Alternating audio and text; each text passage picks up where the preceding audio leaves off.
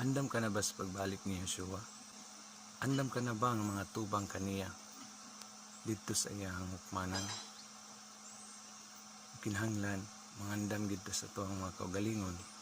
Kaya labi na nining mga panahona nga nasayod ta, nga doon na gayud ang iyang pagbalik. Labi na kanato ang mga nagtuo, kanato ang mga nagsunod kaniya. Andamon nato ang atong mga kaugalingon, kaysa dili na madugay, moabot siya, mubalik siya, aron pagkuha kanato. Maong kinahanglan, andam ang atong mga kaugalingon. So bisan unsa nga higayon, o bisan unsa nga panahon, o bisan unsa nga adlaw, nga diin siya mobalik, andam na kita nga moatubang kaniya.